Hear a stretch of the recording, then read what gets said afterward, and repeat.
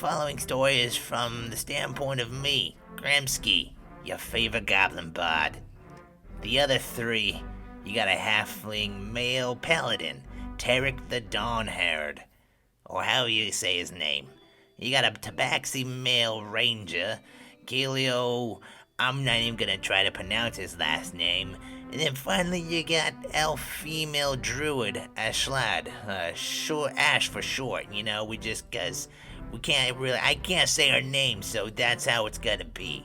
So, there's nothing that really says how we all got together or nothing. It's not important. It was just some things, you go to a tavern, and you meet some people, and you say, hey, let's go do a thing, and then there you go, okay? Now you're all caught up. Now, let's get on with the story, shall we? Finally, we get to stop. Music! I hear music. Oh, a festival. I'm sure they will want to hear my magnificent kazoo playing. I'd run off towards the festival. These people are weird, and there's a man with an accordion follow me around playing alongside with me. I make my way over to the main band, and they follow in key with what I'm playing. Apparently these people really like Cotton Eye Joe.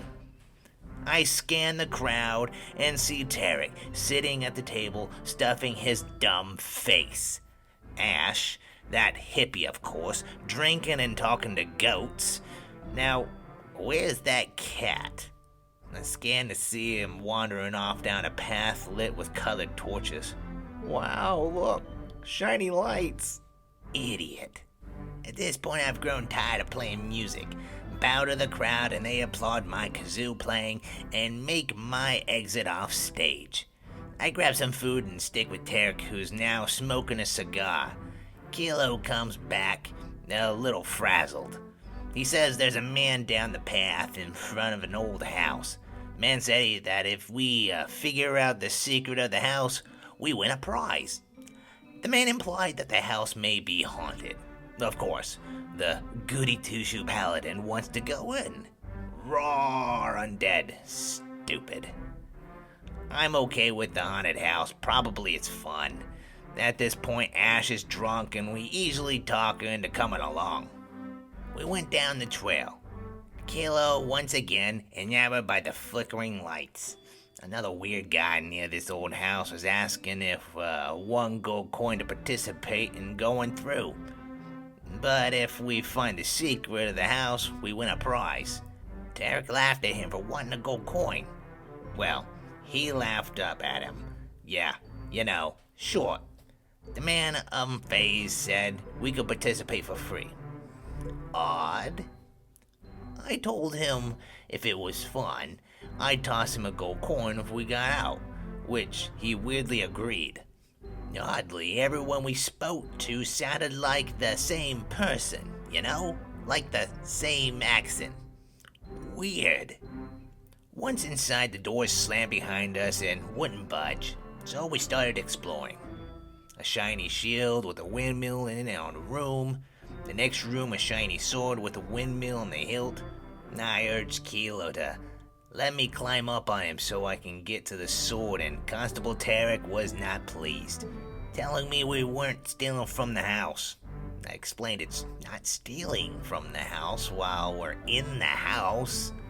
He yelled at me to put the sword back, so I laid it down on the ground while we stared at him. We continued exploring the first floor. Ash must have still been intoxicated because she kept staring at the panels on the wall.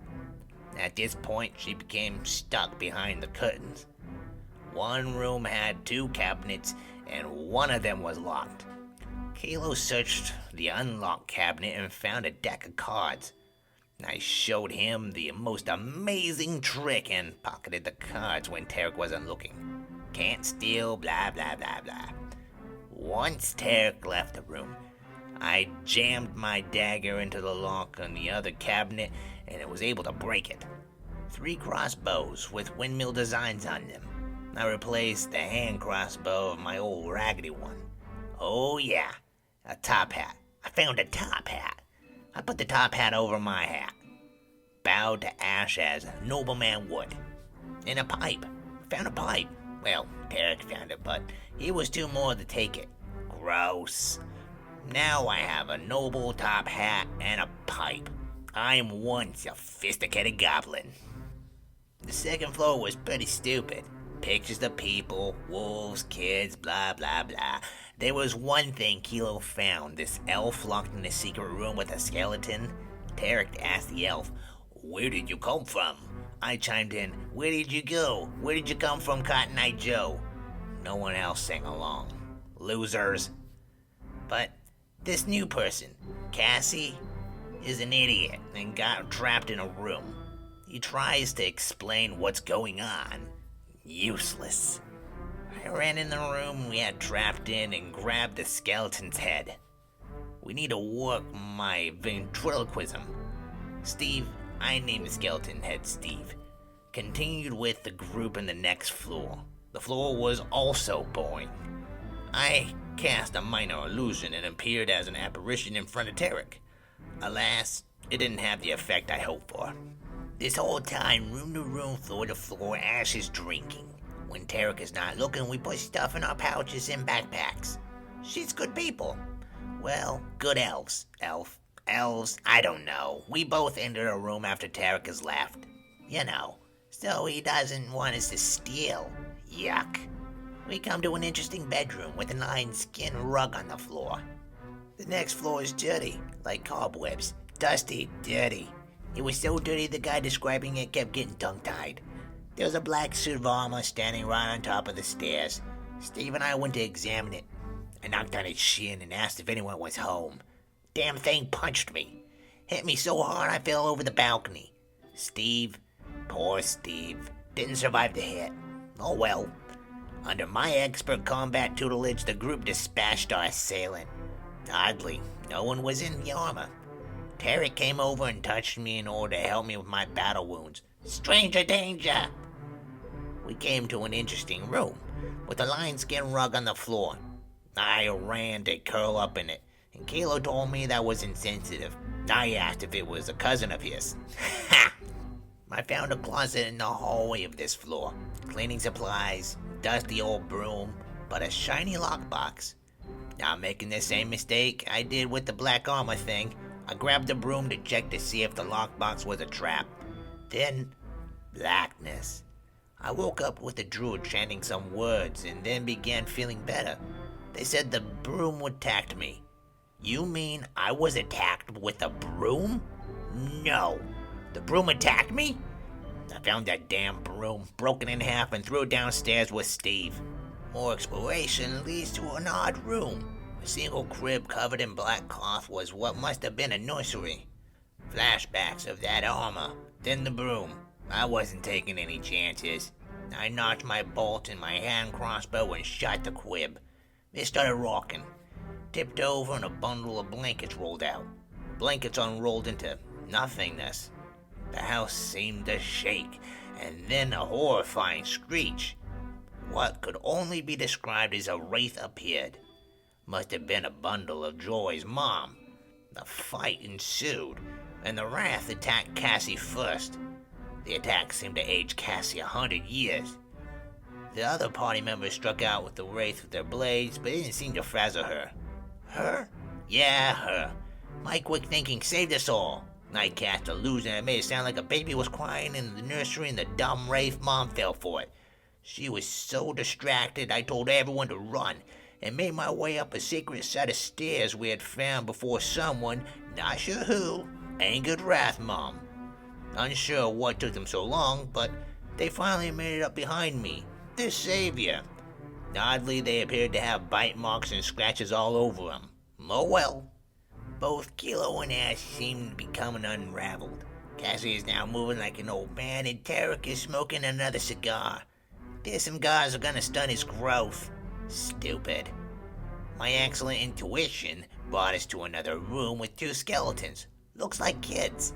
Tarek just stands there, staring at the bodies, and Ash sees the toy box and moves to open it. Damn ghost kids appeared and tell her not to touch the toy box. Tarek does some type of divine mumbo-jumbo, then thinks the kids are not evil. He speaks to the kids. They said there's a beast in the basement, but the keen sense of exploration does not recall any stairs in the basement. Captain Obvious, Tarek asked how we can get to the basement before I could. The ghost child points to the doghouse is an exact replica of the house we're in. It's obvious. The steps to the basement are under the doghouse. I go to kick over the house, but the old man Cassidy stops me. Tarek investigates the dollhouse and was able to determine there was a secret set of steps in another room. Tarek, smoking his cigar, boasts that we'll dispatch the beast. Doesn't he know secondhand smoke is terrible for children? Jeez. Tarek leads us down into the basement. I had to fall in behind Kilo, and his stupid tail kept slapping me in the face. I offered to cut it off for him, but he declined. Wuss. Once we finished going down the stairs, we arrived at the family crypts. Our exploration leads us to a hallway that branches off. Tarek was leading, but I saw an opportunity to speed up our exploration and intended to look down the separate hallway.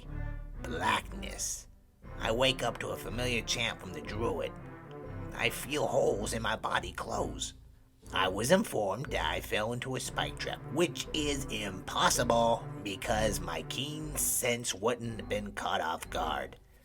I can only reason that I was charmed into walking into a trap. I recall hearing voices from down the trapped hallway. The group discusses the next best path. Nash, my partner in crime, now sober, states she no longer has the means to heal us if need be. Not sure why she stared directly at me when saying this. The group decides to find a space to rest. I still have a few wounds, so I chant for a few words and feel 100% better before settling down to rest.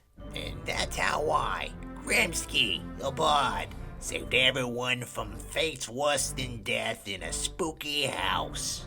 You're welcome.